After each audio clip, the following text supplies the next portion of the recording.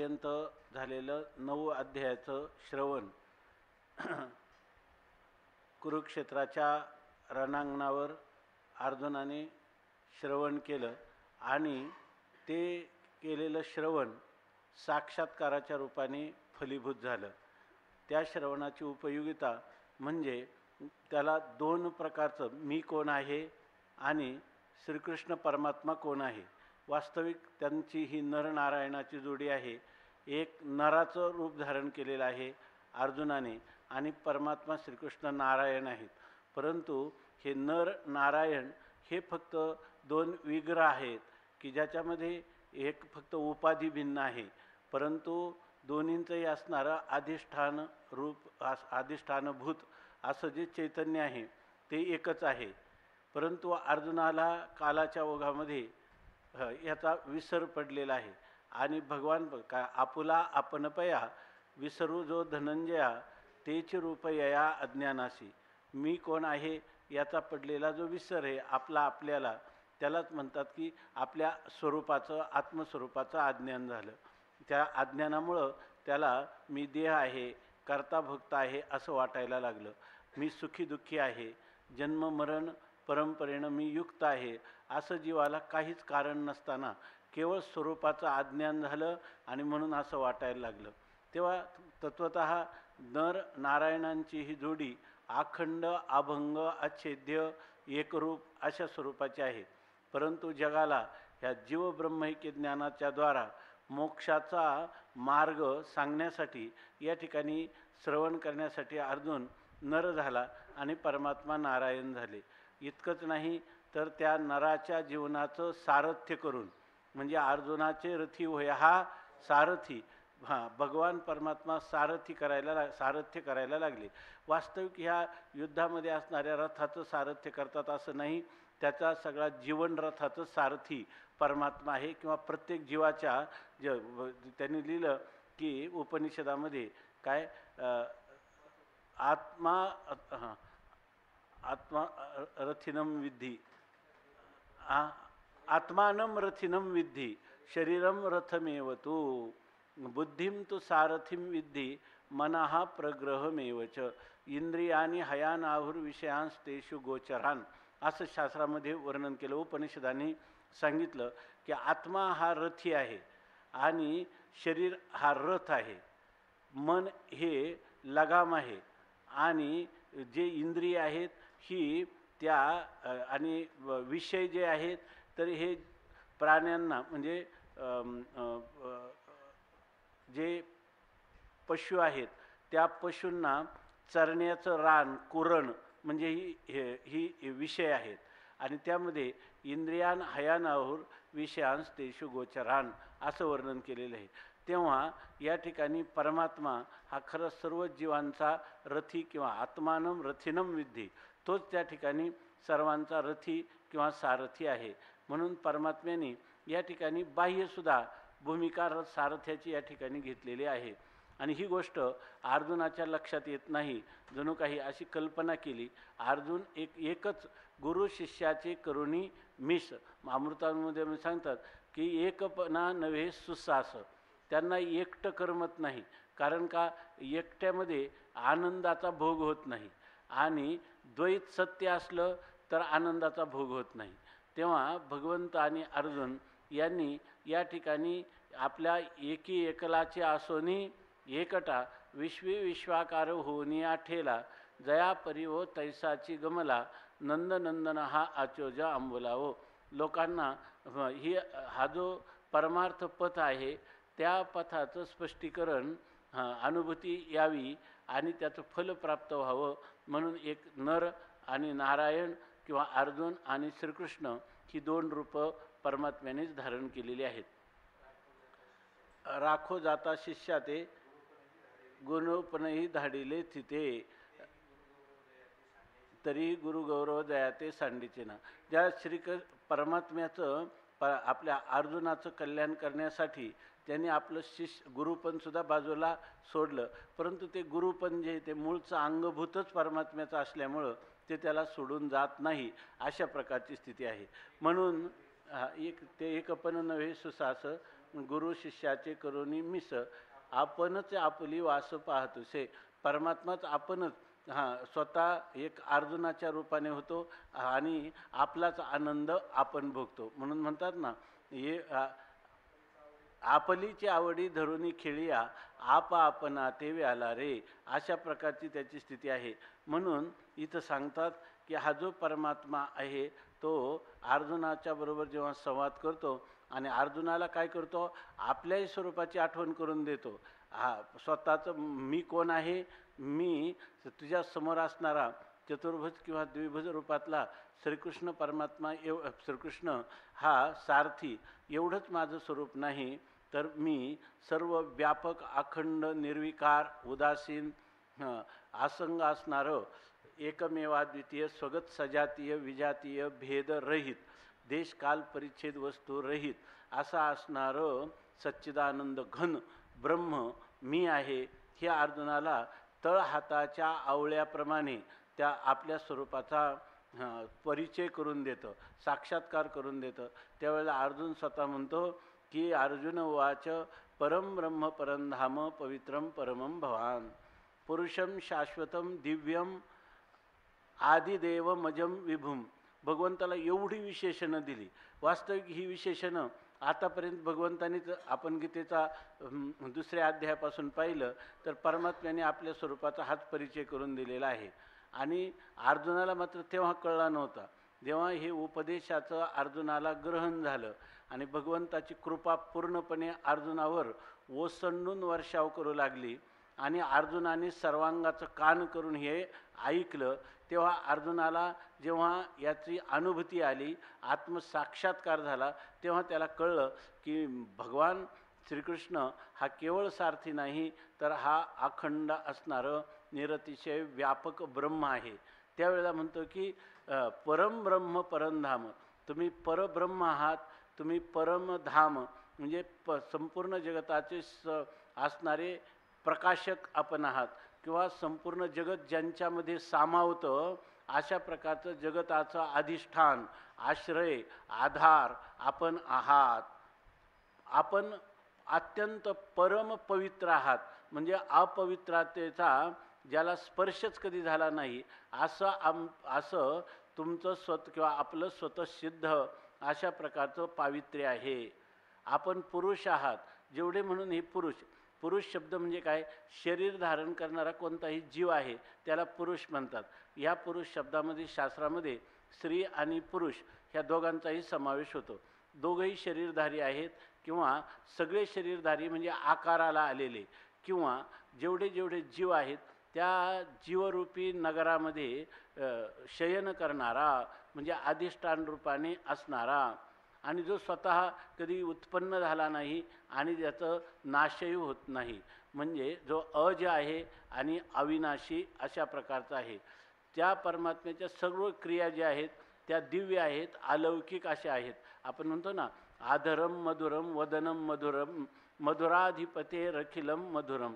आपल्यालाही ओठ आहेत, आपल्यालाही कान आहेत, मस्तिष्क आहे, पाय आहेत, बोटं आहेत, नखं आहेत, छाती पोट सगळे अवयव आहेत. आणि परमात्म्यालाही आपल्याला अशाच अवयवधारी दिसतो. पण आपली कशी आहेत, उत्पन्न झालेली आहेत, नाश पावणारी आहेत, विकारी आहेत. ह्यात नंतर यांचं जर आपण तादात्म्य धारण केली तर ती अनर्थाला कारण होणारी आहेत, दुसऱ्यांना दुःख देणारी आहेत. पण परमात्म्याचा, आपल्या परमात्म्याचा जो लीला विग्रह आहे त्याला शास्त्रामध्ये संतांनी वारंवार भगवंताचं शिरकमल म्हणतात, मुखकमल म्हणतात, नेत्रकमल म्हणतात. कमलाची उपमा दिलेली की जे सगळ्या पुष्पामध्ये सुगंधाला, आकाराला, रूपाला जे पदार्थ अत्यंत मनोवेधक आहे, आकर्षक आहे, आनंददायी आहे, आल्हादकारक आहे, असं त्या परमात्म्याचं नखसुद्धा त्या परमात्म्याचं शास्त्रात वर्णन आलेलं आहे. त्याच्या पायाचं, त्याच्या बोटांचं, त्याच्या छातीचं, त्याच्या कंठाचं, कंबुग्रीवादिमान असं म्हणतात. तर अशा प्रकारचं शंखासारखं त्या भगवंताचे कान, त्याचे दात याचं पण वर्णन आलं आहे. भगवंताच्या हिरड्याचं पण वर्णन आलेलं आहे. का तर मधुराधिपते रखिलम मधुरम, मधुराधिपती सर्व माधुर्याचा सौंदर्याचा अधिपती स्वामी हा परमात्मा आहे. ही गोष्ट अर्जुनाच्या जेव्हा लक्षात आली तेव्हा तो म्हणतो तुझं सर्वच काय आहे दिव्य आहे, अलौकिक आहे. लौकिकासारखं तुझं ऐश्वर्य नाही, हे ऐश्वर्य नाश पावणार आहे, ते उत्पन्न झालेलं आहे. पण हे तुझं स्वतःचं स्थायी भाव आहे. हे ऐश्वर्य तुला कधी सोडून जात नाही, असा तू आहे. आणि तू सर्व देवांचाही आद्य देव आहे आणि अजम जन्मरहित आहे. विभुम नाम सर्वत्र व्याप्त, सर्वत्र व्यापक अशा प्रकारचं तुझं स्वरूप आहे असं अर्जुन म्हणतो. आता अर्जुनाला वाटतं की आत्तापर्यंत भगवंताच्या सान्निध्यात मी बालपणापासून आहे, परंतु भगवंताचं हे महात्म्य, हे आध्यात्मिक ऐश्वर्य मला अजून कळलं नव्हतं. आता अर्जुनाने हा जो पर्वचा दिला त्याविषयी अर्जुन सांगतो. आहुस्त्वाम ऋषयः सर्वे देवर्षिर्नारदस्तथा असितो देवलो व्यासः स्वयं चैव ब्रवीषि मे. आहुस्त्वाम ऋषयः सर्वे देवर्षिर्नारदस्तथा असितो देवलो व्यासः स्वयं चैव ब्रवीषि मे. आहुस्त्वाम ऋषयः सर्वे देवर्षिर्नारदस्तथा असितो देवलो व्यासः स्वयं चैव ब्रवीषि मे. आहुः त्वां ऋषयः सर्वे देवर्षिः नारदाः तथा असिताः देवलाः व्यासः स्वयं च एव ब्रवीषि मे. त्वां ऋषयः सर्वे ऋषयः देवर्षिः नारदाः तथा सर्वे ऋषयः आसिताः देवलाः व्यासः त्वाम् आहुः तथा स्वयं च एव मे ब्रवीषि. आता अर्जुन म्हणतो की भगवंताचं जे ह्या रूपाचं मला ज्ञान झाले, तर हे जे आता मी सांगितलं याचा मला साक्षात्कार झाला. मला स्वतःला अनुभूती आली की हा साक्षात ब्रह्म आहे. कृष्णम वंदे जगद्गुरुम. काय गुरुर आपलं काय त्याची सुरुवात काय, कृष्णम वसुदेव सुतम देवम कंस चाणूरमर्दनम देवकी परमानंदम कृष्णम वंदे जगद्गुरुम. असं जे मला भगवंताची अनुभूती आली स्वरूपाची, त्या स्वरूपाच्या अनुभूतीच्या दृष्टीनं पाहिलं तर मागही मी ही गोष्ट भगवान परमात्मा असा आहे असं ऐकलं होतं.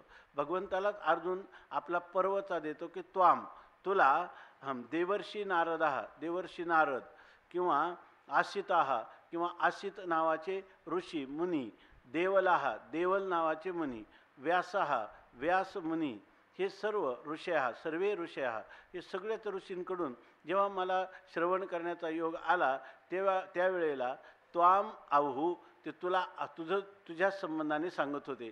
हा श्रीकृष्ण परमात्मा हा साक्षात कोण आहे, ब्रह्म आहे असं सांगत होते. आणि इतकंच नाही, तू पण माझ्याशी जेव्हा संवाद करायचा तेव्हा तू मला काही एवढं समजू नको, आणि मी मात्र मला तुझ्याबद्दल तू साक्षात ब्रह्म आहेस असं वाटलं नाही. असं जर झालं असतं तर तो रुसे की बुझावीत जाय. जर अर्जुन रुसला तर परमात्मा काय करायचा, त्याचा रुसवा काढायचा प्रयत्न करायचा, आणि काय तो ऋषी तरी बुझावीत जाय.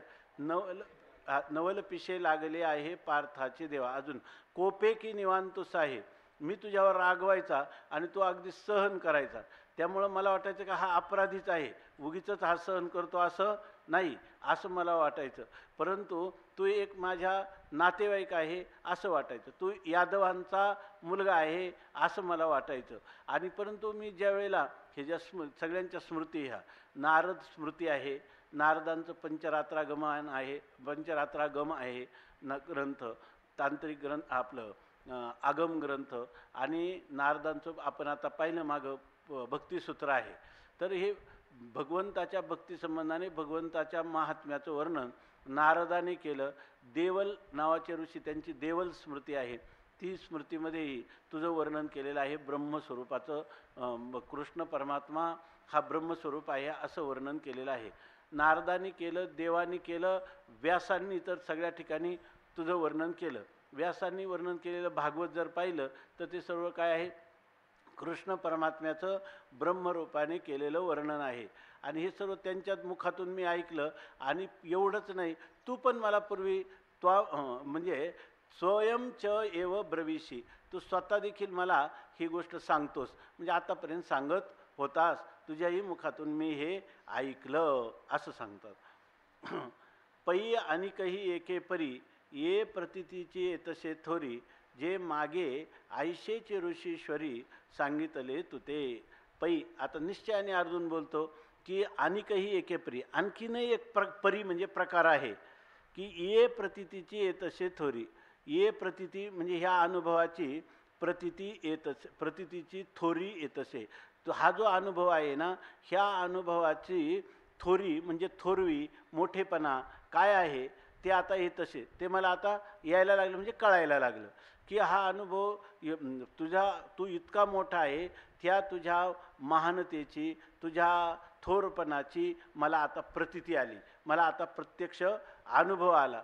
परंतु हे काही तूच सांगितलं ना आत्ताच अनुभव आला असं नाही, तुझ्या ह्या स्वरूपाबद्दल जे मागे आयशेची ऋषीश्वरी सांगितले होते, जे नामकारण मला ही प्रतीती पूर्वी आली होती, म्हणजे मला परोक्ष ज्ञान झालं होतं.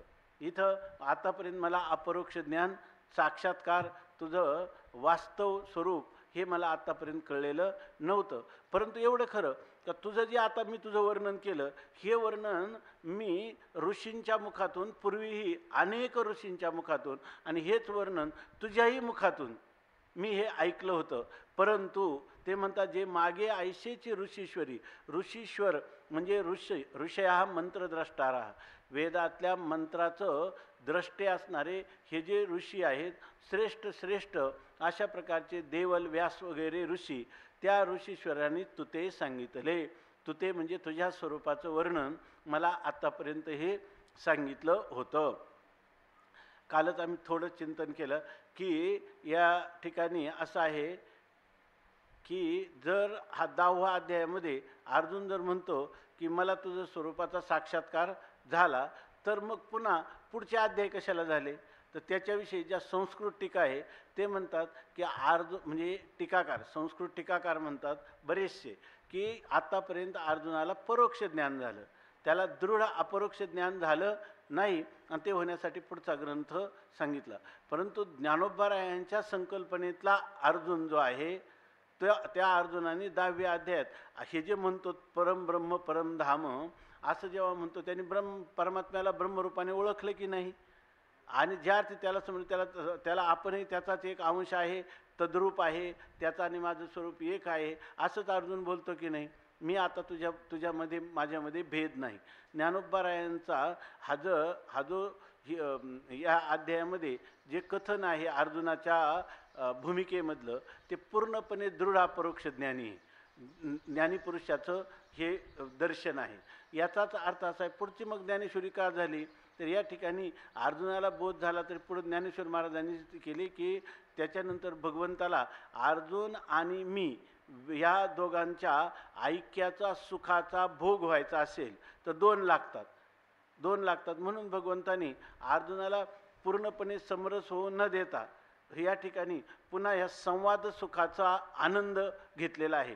म्हणजे अर्जुनाला पूर्ण कळालेले का हे द्वैत मिथ्या आहे, द्वैत कल्पित आहे, आणि अद्वैत काय आहे, वास्तव आहे. आणि मग भक्ती सुखाचा आनंद घेण्यासाठी भक्त्यर्थम कल्पितम द्वैतम अद्वैताद अपि सुंदरम, अद्वैतापेक्षाही हे काय आहे, सौंदर्यपूर्ण आहे, माधुर्यपूर्ण आहे. अशा रीतीने हा संवाद चालू राहिलेला आहे असंही म्हणता येईल. आता तो म्हणतो की देवा मागे ऋषींनी तुझं हे स्वरूप सांगितलं होतं, परी तया सांगितले याचे साचपण, हे आता माझे देखत असे अंतकरण, जे कृपा केली आपण म्हणून देवा.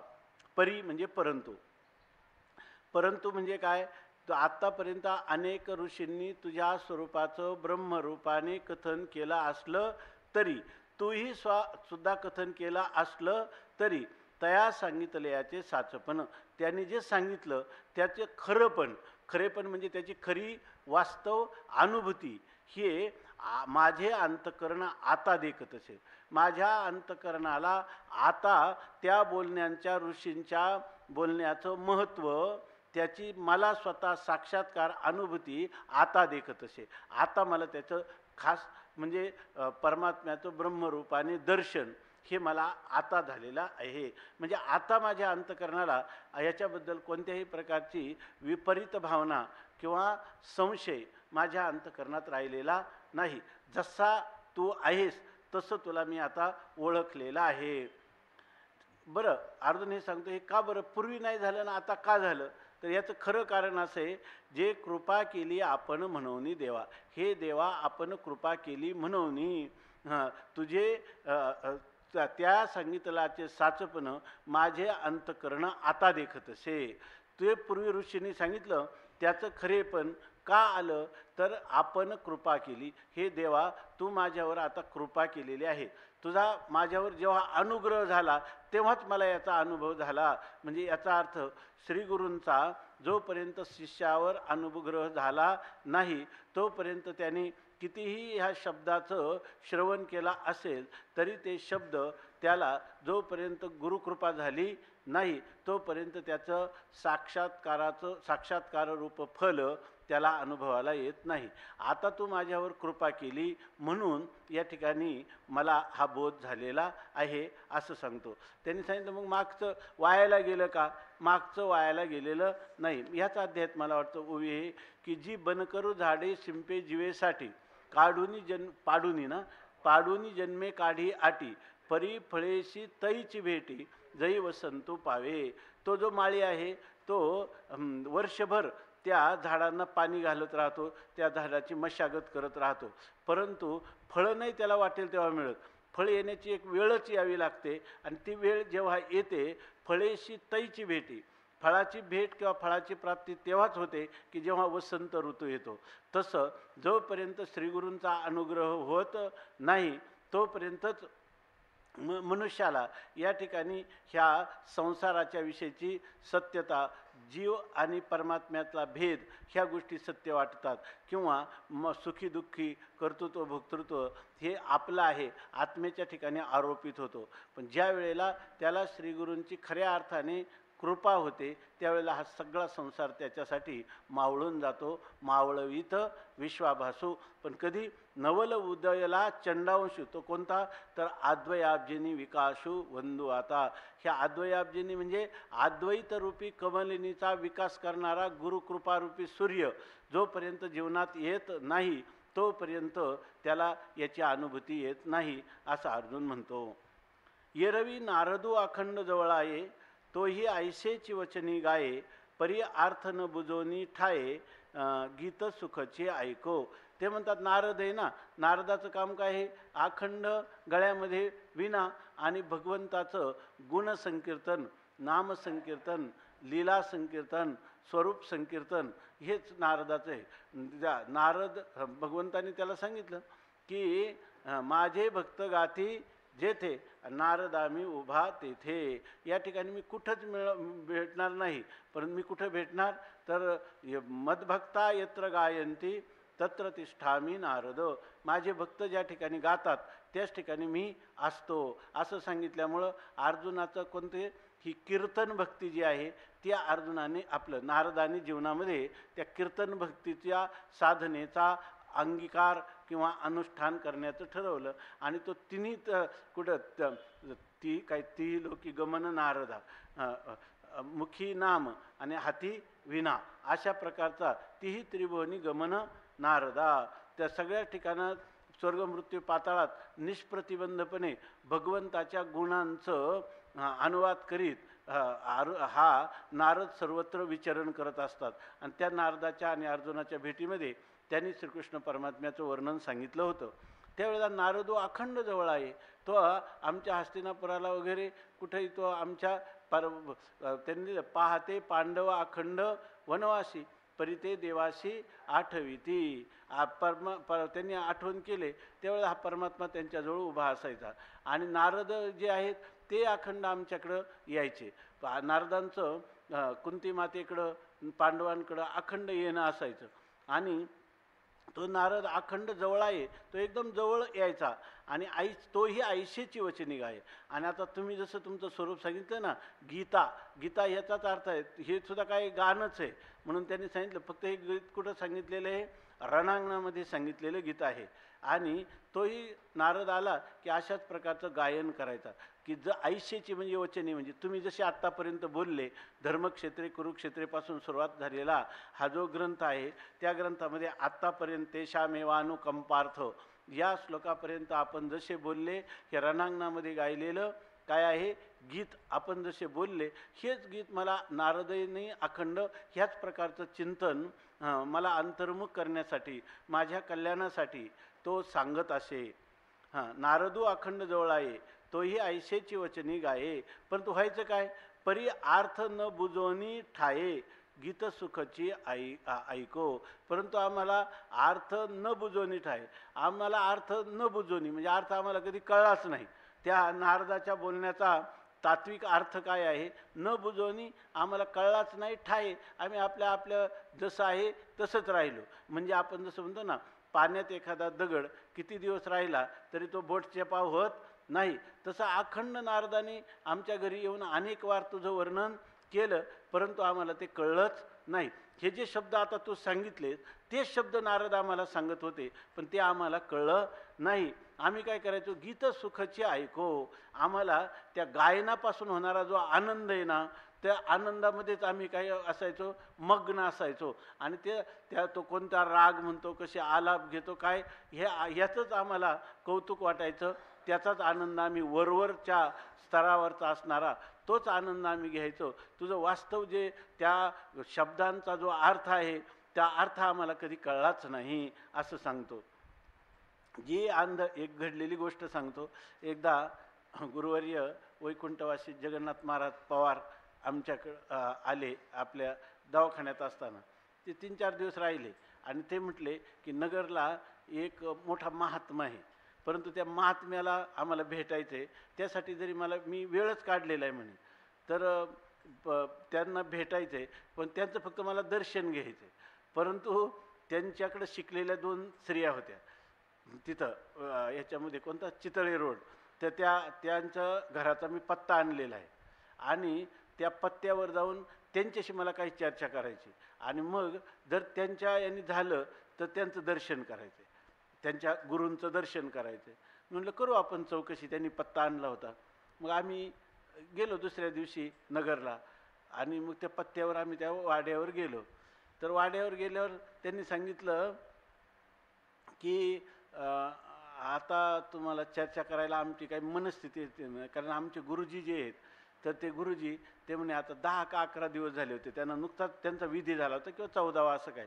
ते म्हणे हो, ते गेले आणि आम्हाला काही आता बोलण्यानंतर तुम्ही केव्हा या म्हणे, असं त्यांनी सांगितलं. राजे भोसले असं आडनाव होतं त्या बाईंचं. तर मग आम्हाला परत यावं लागलं. पण येताना ते काय म्हणले, ज्ञानगुरूंच्या दर्शनाचा फोटो दाखवा. तो फोटो त्यांनी दाखवला. तो फोटो दाखवल्यावर माझ्या एकदम परिचयाचा. आम्ही कॉलेजला असताना ते जे महात्मे होते ते ब्राह्मण होते, ब्रह्मचारी होते. आणि आम्ही ज्या मेसमध्ये जेवत होतो ते पण ब्रह्मचारी होते आणि त्यांचे एकदम जवळचे मित्र होते. आणि ते मग कधी कधी तिथे यायचे, किंवा त्यांना कधी भूक लागली, काय असं काही जेवणाचं असलं तरी तिथं ते जेवण करण्यासाठी यायचे. आणि दुपारी त्या दोघांची दररोज बैठक असायची. दुपारी मेस संपली की पुन्हा पुढच्या कामापर्यंत ते दोघं बसायचे चिंतन करत. आम्ही कधी कधी त्यांच्याच कॅन्टीनला चहा घ्यायला जायचं. ते बसलेले असायचे. त्या मेसचे जे चालक होते राजाभाऊ म्हणून, तर त्यांचा आमचा एकदम जवळचा परिचय होता. ते म्हणे तुम्हाला ही आवडच आहे, तुम्ही इकडे कीर्तन प्रवचनाला जाता, ते ह्या महाराजांच्याकडे का नाही येत तुम्ही, यांच्या आज दुपारच्या वेळेला इथे येत जा, तुम्हाला काही ज्ञानेश्वरी, त्यांचा ज्ञानेश्वरीचा खूप मोठा व्यासंग आहे म्हणले. त्यांचा तर ज्ञानेश्वरी अमृतानुभव सगळा होता, हे आम्हाला ते सांगत होते. पण काय झालं, आम्ही एकदा त्यांना म्हटलं ज्ञानेश्वरी सांगा. त्यांना आमचे एक मित्र आहेत ते पण होते बरोबर, आणि आम्ही म्हटलं सांगा. त्यांनी थोडीशी सांगितली, पण आम्हाला त्याचं काही वाटलं नाही. नंतर ते बसल्या मग त्यांनी सांगितलं की ते थोडासा हाताची मूठ आळवा. आम्ही मूठ आवळली, आता उघडा. तर ते 1 रुपया, लगेच 1 रुपया आमच्या मुठीमध्ये. मग ते म्हणजे झाकली, पुन्हा सोडलं तर काहीच नाही. एकदम आम्हाला त्याचंच आकर्षण वाटलं. आणि मग आम्ही जवळजवळ निदान 3-4 वेळा त्यांना असं काहीतरी प्रयोग, एकदा ते म्हणे काय खायचं का तुम्हाला, तर ते आमचा मित्र म्हणणे काही नाही का खायचं, म्हणजे तुम्ही मागा काहीतरी. त्यांनी मागितले लाडू. लाडू मागितल्याबरोबर एकदम हात उघडल्याबरोबर एवढा मोठा लाडू नको आत्ता जणू काय केला आहे असा, आणि खाल्ला त्यांनी आमच्यासमोर. मग आम्हाला त्यांचं कौतुक वाटलं. ते म्हणे हे नेहमीचं नसतं. तरी आम्ही 3-4 वेळाही केलं, पण त्यांना चुकून एक ओळीसुद्धा विचारली नाही कधी. आम्ही जवळजवळ 6 वर्ष तिथं होतो. कारण का, त्याचं महत्त्वच कळलं नाही आम्हाला. त्यांचं महत्त्व कोणतं, की ते लाडू काढू शकतात, राख करू शकतात, रुपया काढू शकतात. तसं ते सांगतात की या ठिकाणी एरवी काय परी अर्थ न बुजोनी ठाये गीत सुखचे ऐक. आम्हाला त्यांच्या जादूगाराचं जे सुख होतं ते पण म्हणायचे, अरे हे काय करता पोरांनो, ज्ञानेश्वरी ऐका, ज्ञानेश्वरीचं चिंतन करा, वाचत जा, असं ते म्हणायचे. पण आम्हाला त्याचं कौतुक वाटलं नाही. आणि नंतर ती बाईनं जेव्हा त्यांचा फोटो दाखवला तेव्हा म्हणून हे तर आपले नगरकर महाराज आहेत. असं त्यांचं आणखीन एक महत्त्वाची गोष्ट सांगतो, ते सुद्धा त्याच्यानंतर कळलं. ते काय झालं, मी आळंदीला आल्यानंतर ते स्वामी महाराजांचे फार मित्र होते जवळचे, आणि ते सिरियस झाले भूत हॉस्पिटलला. तर स्वामी महाराजांना निरोप आला. तर स्वामी महाराजांचा चातुर्मास्य चालू होता. त्यामुळे स्वामी महाराज म्हणे मला काय आता सीमोल्लंघन करता येणार नाही, तुम्ही माझा निरोप घेऊन जा. त्यांची थोरवी सांगतो की ते म्हटले निरोप घेऊन जा. डॉक्टर पोळ म्हणून आमचे मित्र आहे, आणि आम्ही स्वामी महाराजांनी सांगितलं की त्यांना जाऊन सांगा, मला दुसऱ्या दिवशी कुठंतरी यात्रेला जायचं होतं का काहीतरी असं 2-4 दिवसात. तर ते म्हटले की जाऊन सांगा त्यांना. आम्ही गेलो तर ते काय होते, बेशुद्ध व्हायचे. एक अर्धा तास बेशुद्ध असायचे, पुन्हा 5-10 मिनटं शुद्धीवर यायचे, असं त्यांचं व्हायचं. तर त्यामध्ये आम्ही गेलो, मग ते बेशुद्ध होते. मग बराच वेळ थांबून राहिलो आणि ते पुन्हा शुद्धीवर आले. मग त्यांना म्हटलं आम्ही स्वामी महाराजांकडून आलो. वा, त्यांना आनंद झाला, ते बोलले थोडंसं. पण आता शेवटचीच वेळ होती त्यांची. तर त्यांना म्हटलं की स्वामी महाराजांनी निरोप दिला. ते म्हणे काय निरोप दिला बरं. तर म्हटलं त्यांनी सांगितलं की आता काही नाही, आता बाधित अनुवृत्तीनं राहायचं, असं स्वामी महाराजांनी सांगितलं. ते म्हणे स्वामी महाराजांना निरोप सांगा का बात करायला कोणता पदार्थ आहे, असं त्यांनी दुसऱ्या दिवशी सकाळी गेले. ते 8 वाजता ते सकाळीच गेले दुसऱ्या दिवशी. आता एवढा मोठा महात्मा होता, हे इथं आल्यानंतर 10 वर्षांनी आम्हाला कळलं. त्याचं कारणच काय आहे की हे एक योग त्यांनी सांगितलं की आम्हाला म्हणजे जे काही साक्षात्काराचा जो योग आहे, तुझ्या वास्तव स्वरूप करण्याचा योग, हा नारदांनी वारंवार हेच शब्द सांगितले, पण ते आमच्या बुद्धीवर आरूढ झाले नाही. इतकंच नाही, तूही सांगितले, पण तुझे सुद्धा शब्द आमच्या बुद्धीवर आरूढ झाले नाहीत. आता सांगतात आणि मग आता आरूढ झाले ते कसं का झाले, जे कृपा केली आपण म्हणून देवा, आता तू माझ्यावर खरा कृपेचा वर्षाव केला म्हणून मला आता हे समजलं. ये रवी नारदू अखंड जवळ आहे, तो हे ऐशेची वचनी गाये, परी अर्थ न बुजवणी ठाये गीत सुखचे ऐको. जे आंधळे यांच्या गावी आपण पे प्रगटले रवी, परी तरी ती ओतपलीची घ्यावी वाचूनी प्रकाशू कैचा. हे जे आहे ना सध्या, हे सगळं आपल्याला लागू आहे हे वर्णन. आंधळे याच्या गावी एक सांगतात जे नाम कारण.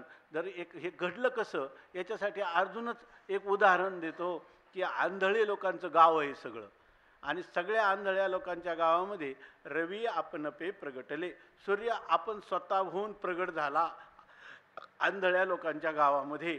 तर त्यांना काय उपयोग होईल त्याचा, ते म्हणतात त्यांना उपयोग होईल ना. त्यांना सूर्याची जी उष्णता आहे, जी डोळस माणसाला लागते, ती त्यांनाही लागेल की नाही, लागेल. तीही ओतपलीची घ्यावी. ओतपली म्हणजे कोवळं ऊन.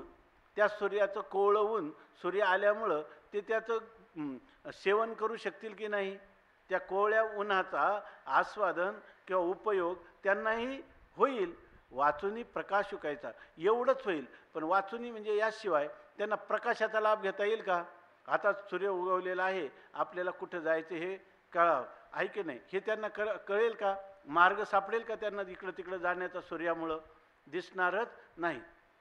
तसं आताच्या काळात आपले हे सगळे शब्द, आता तर अर्जुनाला बोध तरी झाला, आपणही हेच शब्द ऐकतो. तर आपण हे शब्द ऐकून काय करतो, सांगण्यासाठी किंवा आपल्या काही जे काही शब्दाचा आनंद आहे तेवढंच आस्वादन करू शकतो.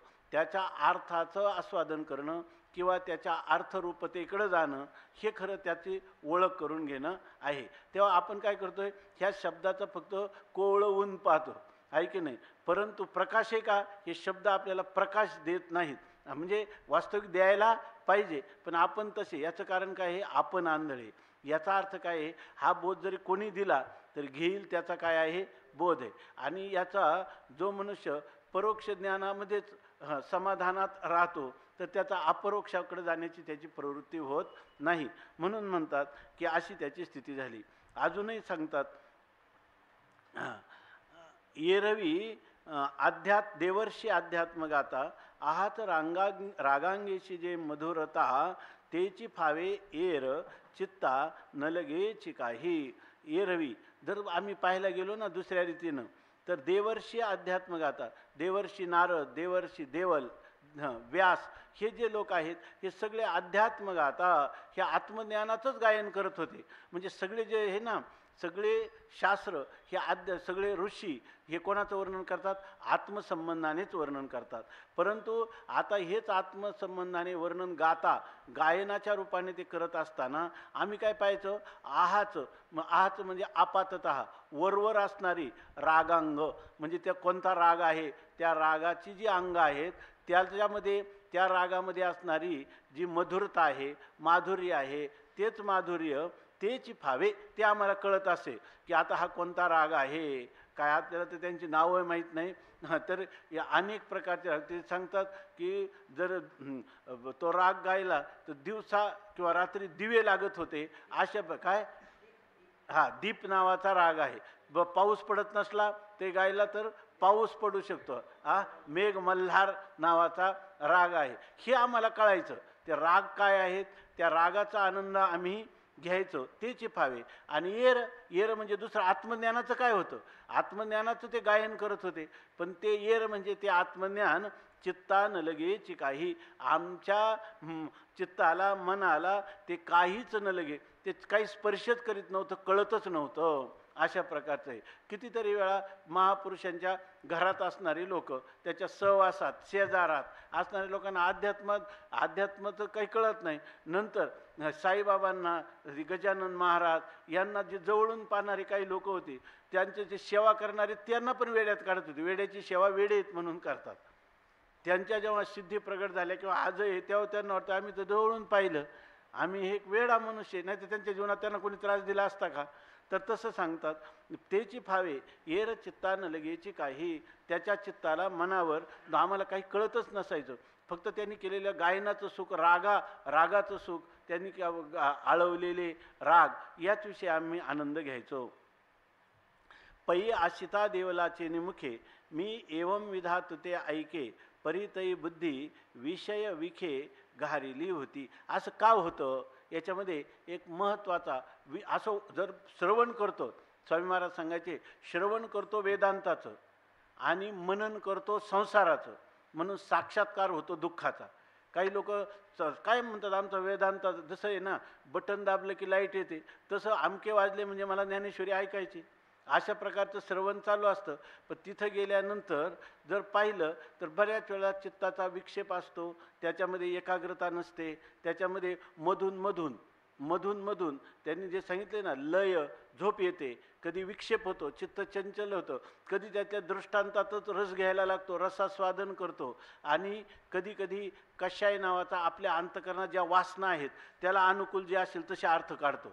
अशा प्रकाराने अनेक विकृतीनं युक्त असं जर श्रवण करत असेल तर त्याला कितीही दिवस जरी, स्वामी महाराज सांगायचे, दगड किती दिवस पाण्यात असला म्हणजे बोट चेपा होतो, किती दिवस नाही.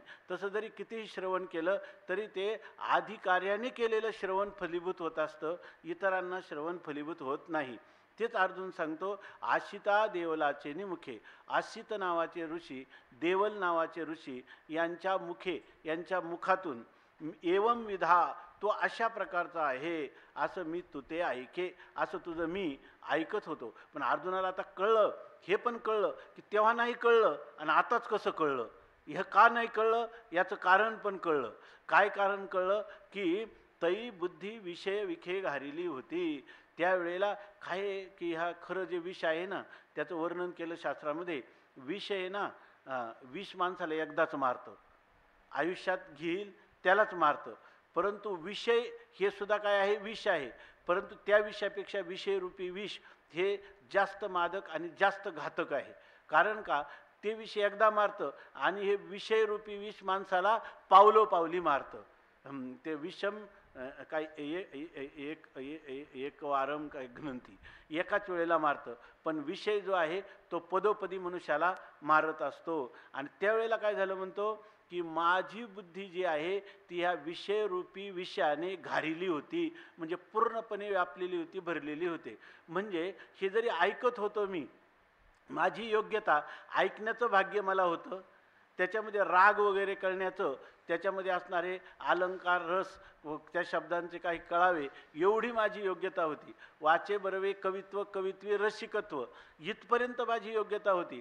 पण रसिकत्वी परतत्व स्पर्श जायचा, परतत्वाचा म्हणजे सर्वात परमतत्व तो आहे हे जाणून घेण्याची एवढी योग्यता माझी त्यावेळेला आली नव्हती. म्हणून माझ्या ठिकाणी एक लक्षात आलं, म्हणजे मनुष्य जर विषयरूपी विषातून मुक्त असेल, म्हणजे विषयाचं चिंतन करीत नसेल, तर त्या विषयरूपी विषयाने त्याची मनोवृत्ती, त्याची बुद्धी जर ग्रस्त झालेली नसेल, तर त्याच पुरुषाला ही भगवंताच्या कृपेने किंवा त्या कृपेचं ग्रहण करता येतं. नाही तर भगवंताची भगवंतही नित्य आहे आणि त्याची कृपाही सर्व जीवावर आहे, परंतु या ठिकाणी त्याला घेता येत नाही. कारण जरी अग्नी जरी पोळत असला, पण जर प्रतिबंधक मनी ठेवला, तर त्या अग्नीवर तुम्ही पायाने चालले. ते पाचलेगावकर महाराजांचं आहे की त्या अजूनही ते चालू आहे पाचलेगावला, त्याच्यातून तुम्ही खैराच्या इंगळावरून चालू शकता याच्यामध्ये, कारण का प्रतिबंध केला आहे. तसं हे श्रवण जरी करत असेल,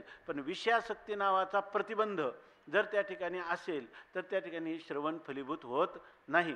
म्हणून सांगतात बुद्धी विषय विखे घारली होती. ज्ञानेश्वरीमध्ये बऱ्याचशा ओव्या ज्या आहे तर त्या ह्या सांगतात की श्रवण महत्त्वाचं आहे, श्रवणात साक्षात्कार होतो.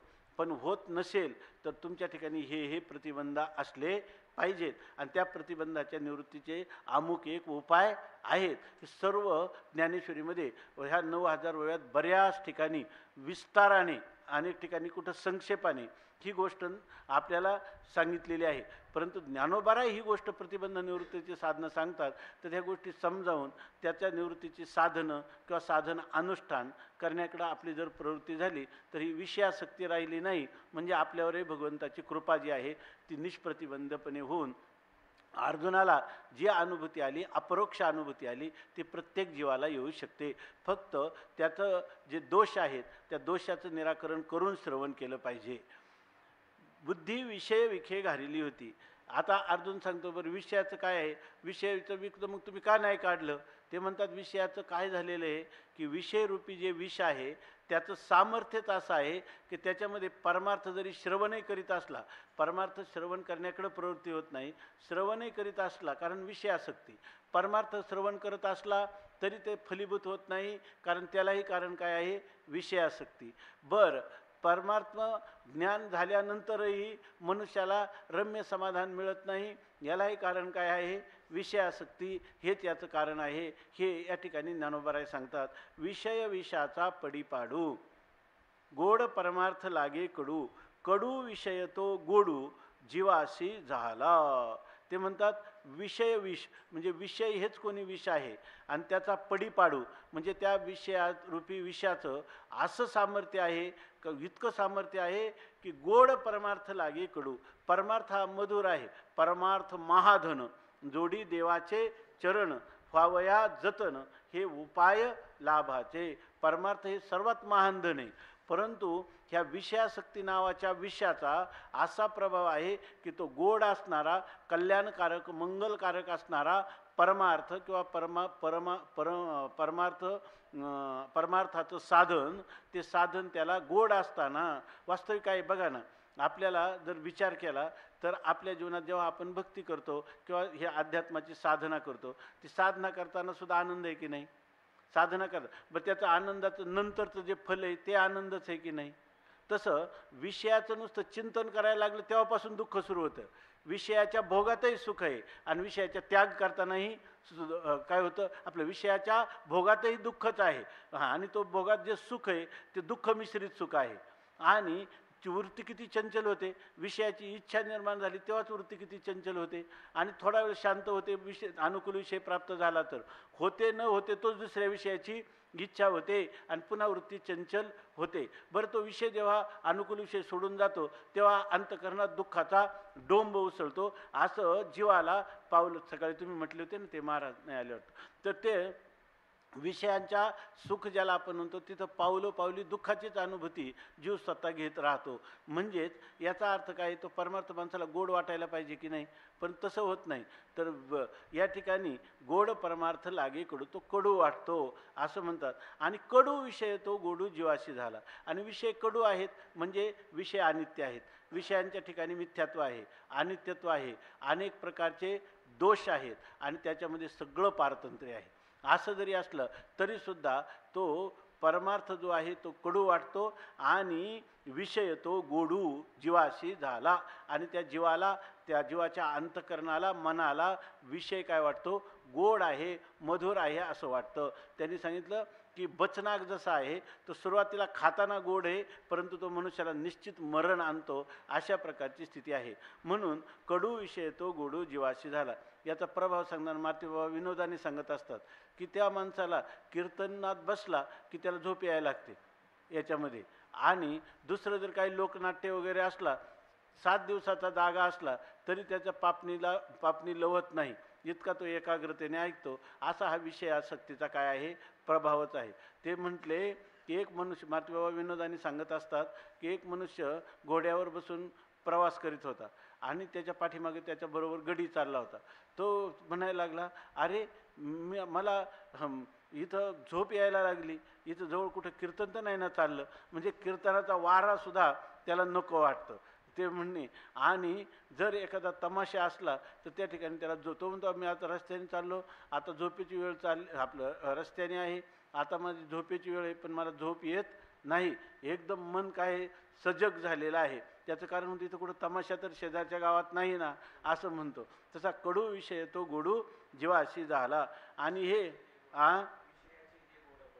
विषयाचे जे गोडपण ते विखाऊनी दारुण. विषयाच्या ठिकाणी जो गोडपणा आहे ना, तो बचनागासारख्या विषयापेक्षाही भयंकर अशा स्वरूपाचा आहे. विषय एकदा आणि मरण. विषय एकदा, भागवतातली होई का, विषयातनी एकदाच मरण येतं, पुन्हा पुन्हा मारणे विषयाची. हे विषय माणसाला पुन्हा पुन्हा पावलोपावली मारतच राहतात, दुःख देतच राहतात. आता तो म्हणतो, हे अनेकांचे काय सांगावे, रावळा आपणची येवनी व्यास देवे, तुझे स्वरूप आघवे सर्वदा सांगिजे. म्हणतात हे अनेकांचे काय सांगावे, इतर लोकांचं आम्ही काय सांगावं. म्हणजे इतर लोकांचं हे वर्णन काय करायचं, आम्हाला स्वतः आमचा हा अनुभव आहे. रावळा व्यासदेवे आपणची रावळा येऊनी. व्यासदेव स्वतः होऊन आमच्या रावळात म्हणजे आमच्या घरात येत असत आणि स्वतः होऊन येत असेल, त्यांना निमंत्रण नाही तरीसुद्धा. आणि येऊन काय करायचे, तुझे स्वरूप आगवे सर्वदा सांगिजे. जेव्हा आमच्या घरी आलं का ते काय आमच्या संसारिक गोष्टीची चर्चा करत नव्हते, सर्वदा प्रत्येक वेळेला अनेक वेळा आमच्या घरी आले का नित्य काय करायचे, तुझे स्वरूप आगवे सांगिजे, तुझ्या स्वरूपाचं नित्य आम्हाला प्रतिपादन करत असायचे. आमच्या घरी संत आले म्हणजे संत काय करणार, परमात्मा स्वरूपाचं वर्णन करणारं प्रवचन करणार असं. आणि ते व्यासदेव आमच्या घरी येऊन कायम आम्हाला तुझं वास्तव स्वरूप काय आहे याचं कथन करीत असत. परंतु म्हणतात मग सांगत असत, आम्हाला कळलं का, नाही कळलं. का नाही कळलं, तेव्हा कसं झालं, तर ते कारण सांगतात. परी तो अंधारी चिंतामणी देखिला, जेवी नव्हे या बुद्धी उपेक्षिला, पाठी दिनोदयी ओळखिला, होय म्हणूनी. ते असं आमचं झालं. म्हणतात परी, परंतु तो अंधारी, आमचं कसं झालं, अंधारी चिंतामणी देखिला, एकदम त्या ठिकाणी निबिड अशा प्रकारचा अंधकार आहे. आणि त्या अंधकारामध्ये एक चमकणारं असं रत्न, चिंतामणी नावाचं रत्न आम्हाला भेटलं. चिंतामणी देखिला, परंतु ते म्हणे आम्हाला वाटलं की हा चिंतामणी नावाचं रत्न आहे. आणि चिंतामणीचं काय प्रभाव आहे, चिंतामणी दे चिंतिलिया अर्था. आपण तुका म्हणे आम्ही जे जे इच्छा करू ते ते कल्पतरू पुरविता. कल्पतरू चिंतामणी आणि अजून काय कामधेनू. कामधेनू कल्पतरू चिंतामणी आवडीची धनी पुरविती. ते आपल्याला जे आवडणारा पदार्थ आहे जो मागितला काही कामधेनू कल्पतरू आणि चिंतामणी देतात. आमचं असं झालं की जसं एखाद्या निबिड अंधकारात फिरत असताना सहजच आपल्या पुढं चिंतामणी रत्न प्राप्त व्हावं, परंतु मग चिंतामणी आपण घ्यावा असं आम्हाला वाटलं नाही. जेवी नव्हे, अरे हा कसा चिंतामणी असेल, हा एखादा काय चमकणारा पाषाण दगड आहे असं वाटलं. आणि त्यामुळे नव्हे, हे चिंतामणी मुळीच नाही, या बुद्धी उपेक्षिला असं म्हणून त्या चिंतामणीला आम्ही टाकून दिलं. म्हणजे हातात घेतलं आणि टाकून दिलं, किंवा हातात न घेताच दुरूनच त्याचा त्याग केला म्हणून त्याची उपेक्षा केली. काय जाऊ द्या, तिकडे जाण्याचं काही कारण नाही. पाठी दिनोदयी ओळखिला. आणि पाठी म्हणजे नंतर जेव्हा दिवस उगवला त्यावेळेला ओळखिला होय म्हणून. अरे रात्री ज्याला आपण हा चिंतामणी नाही म्हणत होतो तो तर खरोखर चिंतामणीच आहे. पण हे कधी कळलं, रात्री तो चिंतामणीच होता पण त्यावेळेला तो कळला नाही. दिनोदय म्हणजे जेव्हा प्रकाशाचा सूर्याचा उदय झाला तेव्हा मात्र होय म्हणून ओळखिला. अरे हा चिंतामणीच आहे असं आम्ही ओळखलं. याच्यासाठी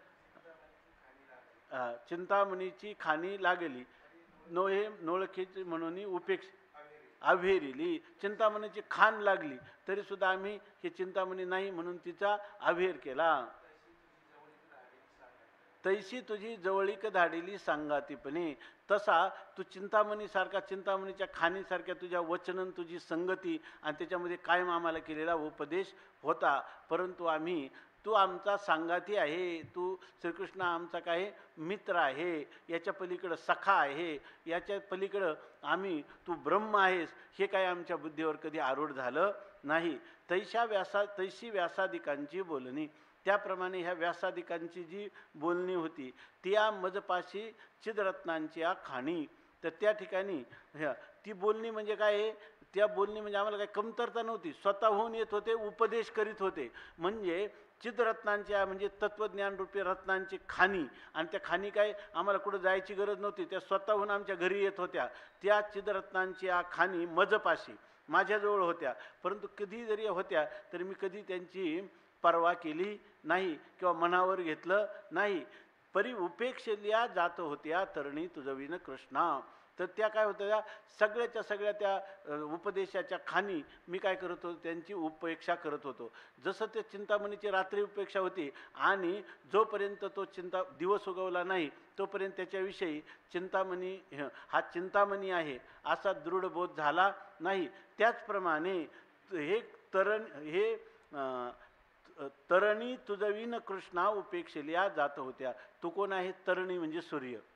तेव्हा कृष्णरूपी सूर्य हा जोपर्यंत जीवनात आला नव्हता तोपर्यंत अनेक प्रकाराने जरी मला सांगितलं जात होतं, व्यासादिकांनी, देवल किंवा नारद ह्या सर्वांनी जरी सांगितलं तरीसुद्धा मला त्यांची उपेक्षाच होत होती. ह्या आत्मज्ञान रूपी रत्न त्याची मी उपेक्षा करत होतो. वास्तविक तुमच्यापासून काय घ्यायला पाहिजे होता, आत्मबोध घ्यायला पाहिजे होता, पण त्यावेळी तो मला झाला नाही असं तो सांगतो. म्हणून म्हणतात आता मला हे सर्व कशामुळं प्राप्त झाले, तर तुझ्या कृपेमुळं मला प्राप्त झाले. ही स्थिती माझीच आहे असं नाही, अनेक प्रकारच्या देवदेवतांना देखील याची उपलब्धी झाली तरी तुझ्या स्वरूपाचं ज्ञान झालेलं नाही. मीच बापडा राहिलो याच्यामध्ये असं नाही, तर अनेकांचं जरी आपण पाहिलं त्यांची ही स्थिती आहे असं सांगतात. सर्वमेतद्रुतं मन्ये यन्मां वदसि केशव नहि ते भगवन् व्यक्तिं विदुर्देवान् दानवाः.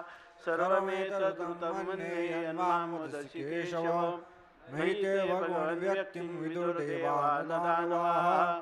सर्वमेतद्रुतं मन्ये यन्मां वदसि केशव नहि ते भगवन् व्यक्तिं विदुर्देवान् दानवाः. पुंडलीकवरदा हरिविठ्ठल. परम ज्ञानेश्वर महाराज की जय.